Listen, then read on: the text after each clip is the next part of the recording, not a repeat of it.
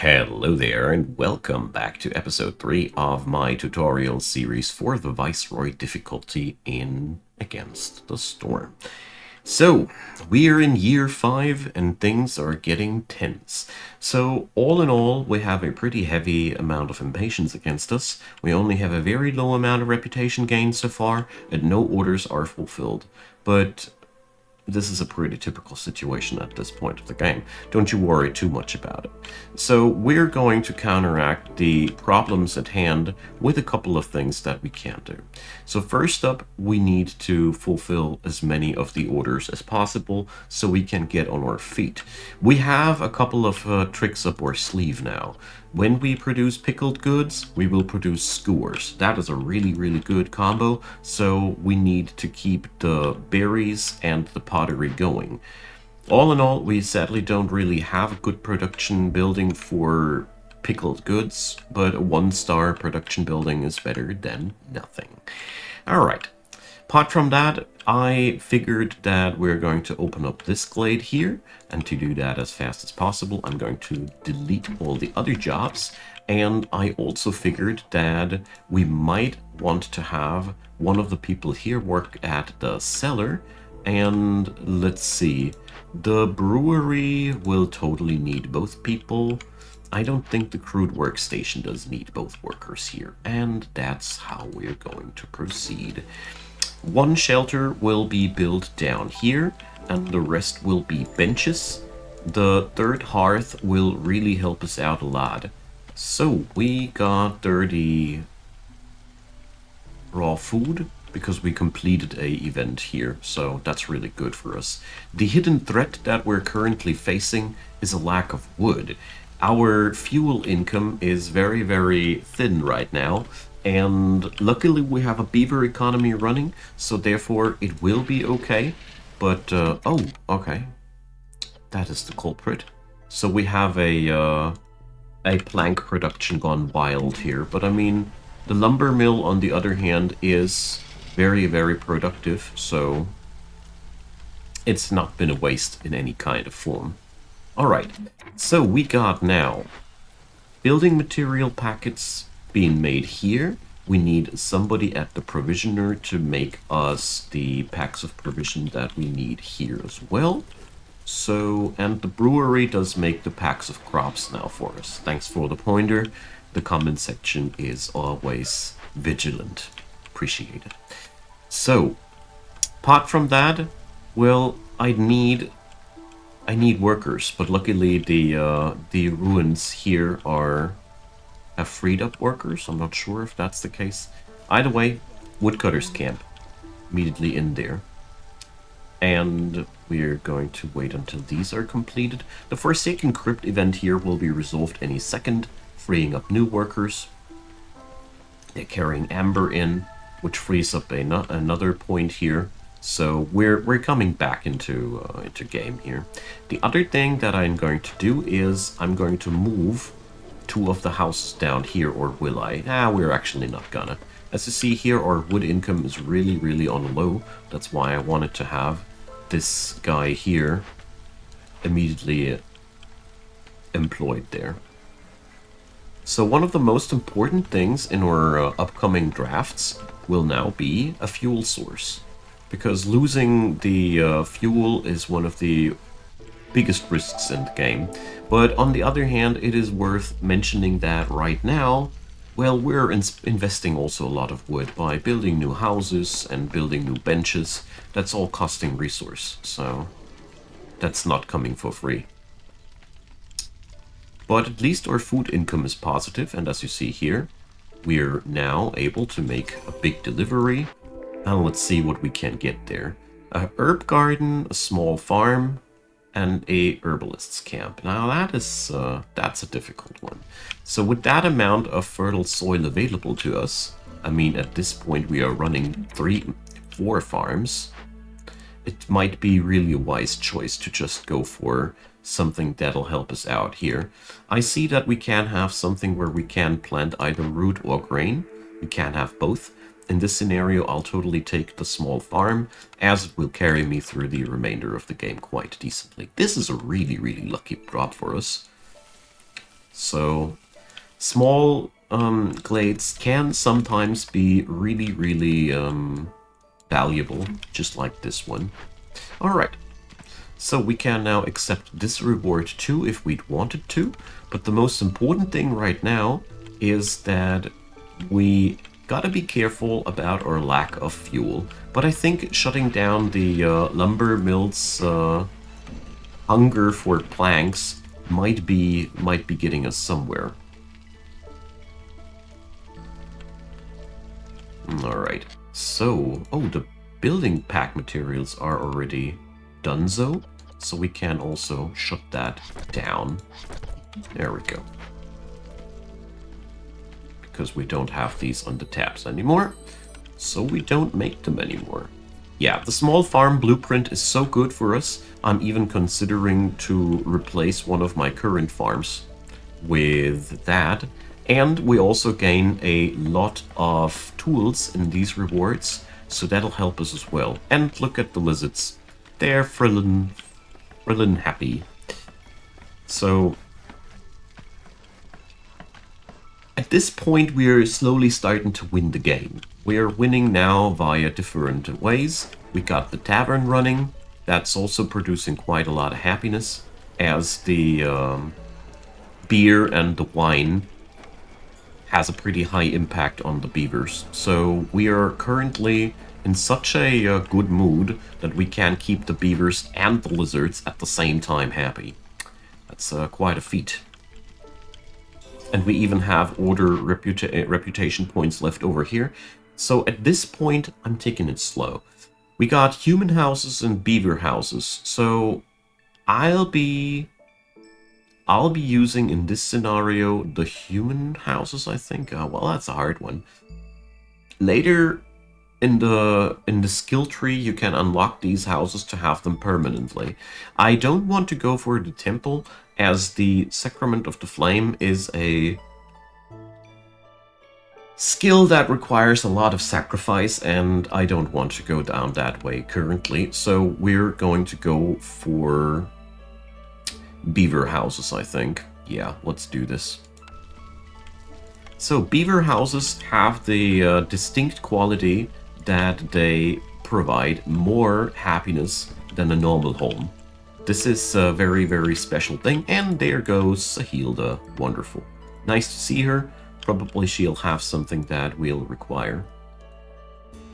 Nah, well, can we put down the farm down? Yeah, this will work. Alright, so maybe Sahilda can help our situation with the fuel currently, but doesn't look like it. That's a pity. So what can we do at her with her help here? Not too much. We also don't happen to have too many things that we can sell. I do want to buy those roots somehow, though, if possible. But, well, except for providing resin as a counter offer, I don't see me able to do anything here. So we're going to trade a couple of roots for the resin we gained from the trees. Probably not the smartest trade, but currently our production is so relying on roots in many different aspects. We need them for the beer brewing. We could technically pickle them too. There's so many things that we can do with these that I really want to stay on top of this, you know. But the bright side is we're currently winning hard. And I want to fetch one of my rewards here as well, because I want to see if I can't get myself something like a kiln, someplace where I can make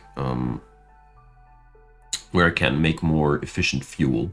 But obviously that's not gonna happen. We do have a rain mill offered though, but we don't need that, as we can make flour at the provisioner's place, so that ain't much of a big deal. But as you see here, we're really having some trouble with the fuel intake. That's because we got 3 hearths running. That's typical, that's normal. That's just what you have to stomach at that point. Alright. So, the storm is up in a minute, and I'm going to turn off the favoring now, as the favoring has a cooldown of 60 seconds, so I don't want to accidentally gimp myself here. Okay, so the clothier is very enticing to me as we can produce coats there. But apart from that, yeah, it's pretty clear actually. We don't need the rain mill as we have the provisioner. We don't need the lumber mill because we have already one that's running up here. We repaired one. So the clothier is the next best thing. Since this is also directly linked to one of my quests, I find that very, very appealing. The only issue I got is that this is the most wasteful way of making fabric that I could imagine, but there is always some sort of a drawback that you have to stomach. Okay, so at this point, we got 5 workers dawdling around. That is really not cool. And we're going to put the lizards here to work. And let's see, we might as well start opening caches for good now. So let's start doing this. I personally just don't like to have my people not doing anything, and I always would recommend you to take good care that your dudes are not sitting on their hands either. So the storm season now will be especially ferocious, since the hostility is really high, and let's see, distracted, they have a chance to destroy their yields unless they're under service, so okay. And that is really bad. So we have our first blight rot cysts growing here, and we're not prepared to deal with that. So let's change that. We need a blight post. Obviously, we're going to get that now. So, objective, deliver 5 ancient tablets. We're not really up to that task. We're delivering packs of trade goods. It's much more our style. So we can do that at lumber mills. Okay.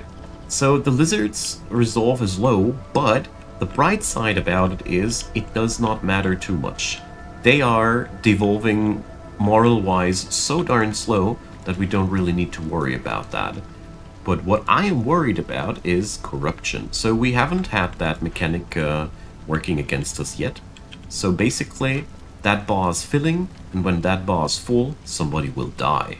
We need to burn blight rot cysts to avoid that people will die, and the hearth has HP against the corruption.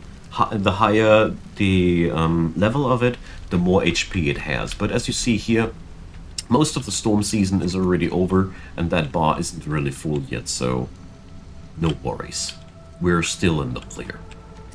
Okay, so let's keep going. We ain't got no humans, sadly, for to work on the farm, but as you see here, the lizard's resolve is cooling off so slow that we have no trouble doing anything during the storm. That was pretty good, as we hadn't had to unemploy our woodcutters, but you can already see that unemploying our woodcutters now in this season would have been quite a problem for us, because we're barely coming along. This is what it means if you don't have an extra fuel income. That's really a problem. So we gain a master blueprint, but our gathering speed would be slower for the next 300 resource node charges. This comes too late in the game, so we're actually going to decline. This would resolve my problems with the wood production, but it would also hamper my agriculture, and my city is revolving so much around agriculture. This is not a good idea to pick up. So we're taking the amber price. That's kind of like the consolation price in this scenario. But sometimes, you know, if you have the feeling that the cornerstones that you pick will hurt you more than they are good for you, don't pick them. That's never a good idea. So we're going to immediately favor the beavers yet again. And we are also going to, let's see, favor the package that has more humans, I wanted to say. But, well, we're going to go that way. And now we got, again, the opportunity to spam this place with a couple of beaver houses. And we can put at least one human farmer up here. Alright. So let's pick up the next reward. I'm currently quite in the need of drafts. So, bakery. This is just what we needed. Now we can win the game.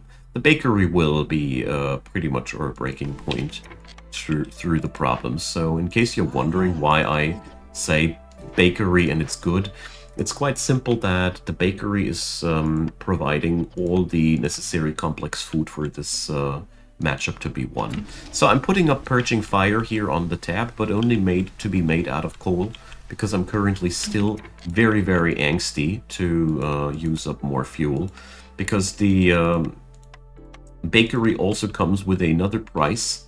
Pretty much everything you make in there, well, you know, bakery, fire.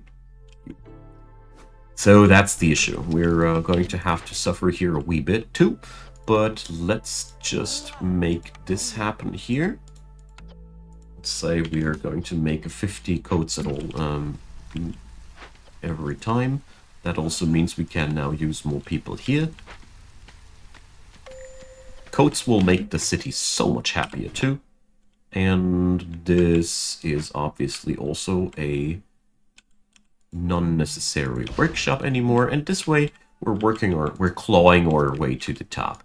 So let's see what we can collect here. I think these eggs.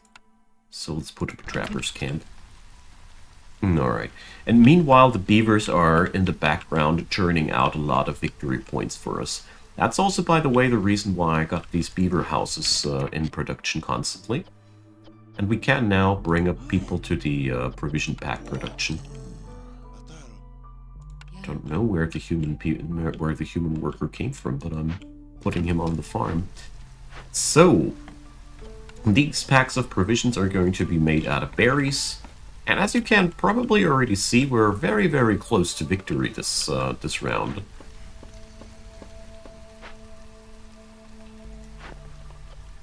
We can't do much right now, because obviously our stonecutters are... Oh, our stonecutters massively understaffed. That is a no-go. But look at them beavers. Alright. The farm here will churn out valuable crops during the next season. And that will be pretty much one other staging point for our victory.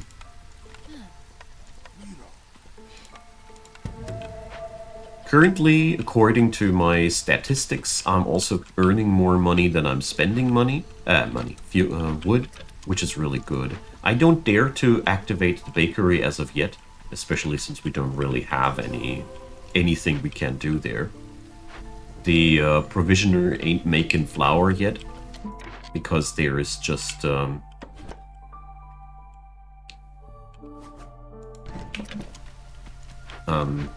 sorry, lost my train of thought. This because there was no harvest yet, so there's also nothing to harvest at their place. So yeah, what we're trying to do now is I want to have at least 7 beaver houses, because this is an attempt to showcase how nice beavers can be an entire victory strategy. Okay, the stonecutters camp can be manned with beavers as well. And we're going to put a lizard on the trappers camp. So that's 5 of them, 6 and 7. There we go.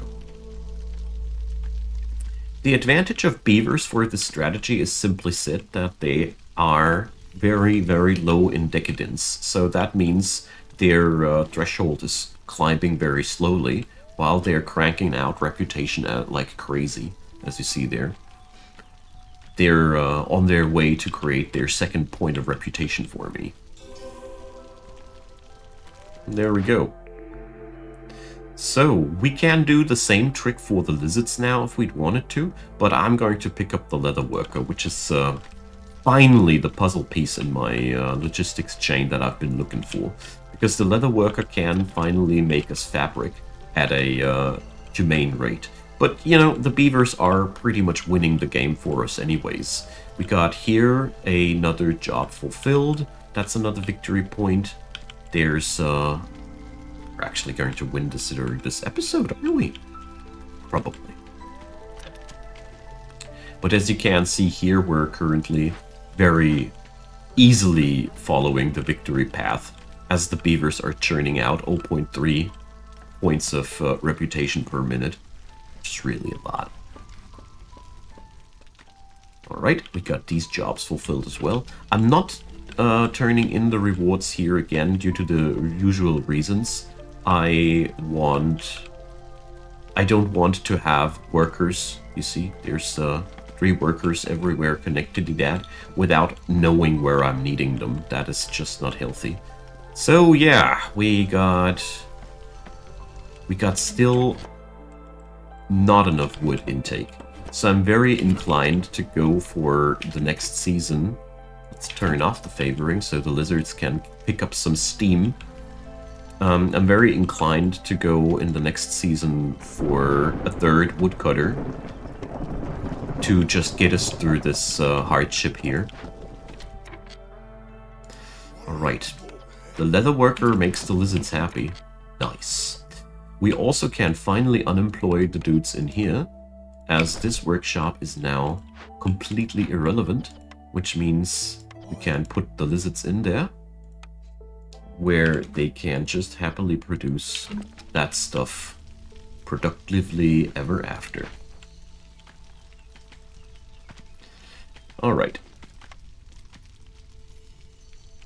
The lizards will be stopping to crank out reputation quite soon, as their decadency level will slow them down very soon. Alright, so with hostility level 5, the storm is particularly ferocious, but well, actually, we can easily even things out. We merely need to favor the humans if they go negative, if they need to. And the lizards, we already found out that they can last through the entirety of the storm, just like that. But we got a lot of corruption problems now, so we're going to put up a 2nd beaver, and this is just the problem. Corruption, anti-corruption fuel costs wood, and that is where we start to be in problems. So yeah, it's going to be a 3rd woodcutter this year, which is kind of funky, but it is what we need. And the packs of crops will be done next year, but we pretty much win next year, because we only need 3 more points here. We just need to finish the crop packs. I don't know how long they'll take for that, but surely not forever. Let's put that on a high priority for a change. And here we go. So the humans start to wander off due to the hostility increase, but yeah. Corruption didn't kill anybody. So the very first thing that we're doing, because we're going to win this year, is we're going to unemploy this guys. Hello. So, Zorg. Let's see what we can buy at Zorg's that will help us win the game. First of all, the ale is absolutely fantastic. Sadly, he doesn't sell us any sort of fuel that we could buy, but the roots will also help out a lot, as we can pack these into our thingies. Well, all manner of different productions. You know what I'm talking about. We're also going to pick up a bit of that fabric. And that's that. We don't need any amber for any of our quests anymore, so we can safely sell this like that. Well, we're going to add in not berries. Well, whatever. There we go. So now we can at least finish up these things. And let's see. Refavoring the beavers does the trick. Gain 12 amber for every 50 ale produced. That is insane. And we're just going to pack up a couple of woodcutters here. 4 beavers. Yeah, well, why not? They are now, for a moment, unhappier. Because we now need new houses for them.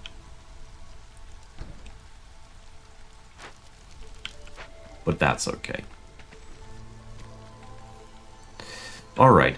Another thing that we could do,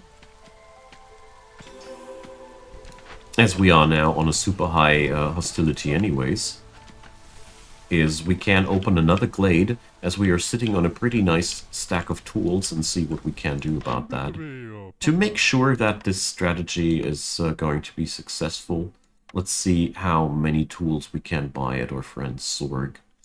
We're also not going to need too many of these parts anymore. So let's see. That's 6 tools. It's 20 right now. Well, is that enough? Hopefully so. Well, we're going to put up, let's say, 50 of them berries. There we go. Got a good feeling about that. I just want to be sure that whatever is behind the next glade can be busted open by the tools that we got. That's just very, very important right now. So, our lizards are unhappy. It's kind of tragic, isn't it? Don't we have a warm place for them? Yeah, here.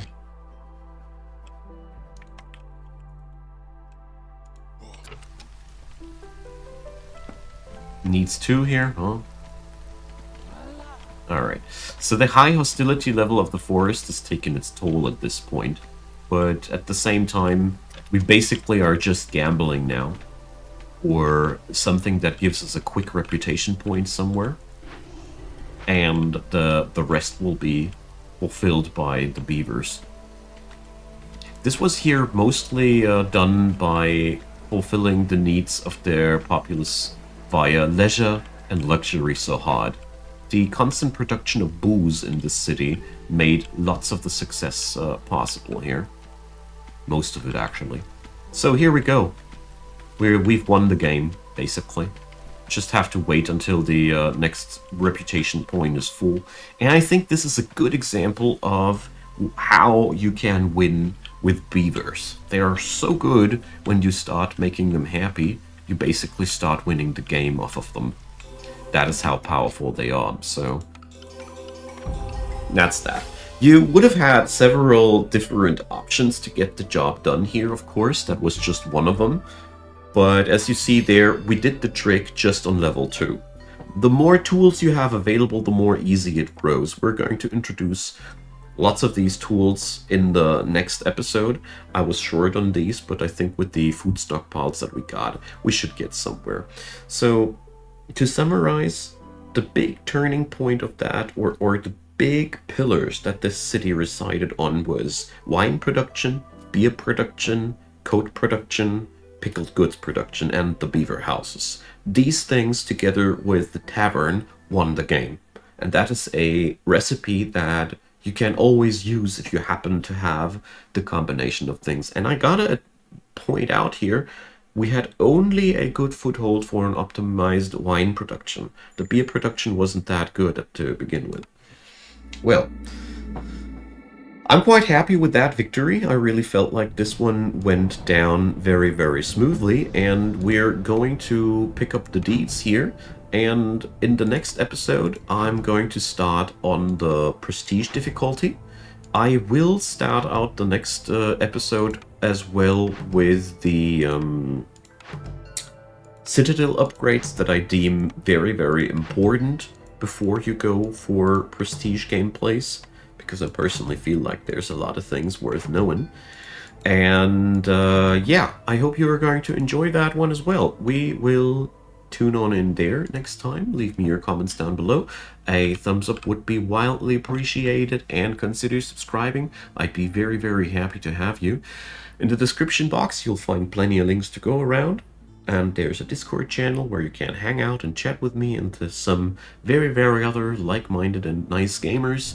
There's also my Twitch, where I stream each Sunday evening in the Middle European time zone. And last but not least, of course, I wanted to point towards PayPal, Patreon, and Buy Me a Coffee as the best ways and means of supporting this channel. I'd be very, very delighted if you'd give them a look. And of course, a big, big thanks to all of you supporting the channel. I deeply appreciate, and I hope that you will be enjoying this channel in the future as well. And at last, a big thanks to you watching this video until the very, very last drop. deeply appreciated. Have a wonderful time. See you soon.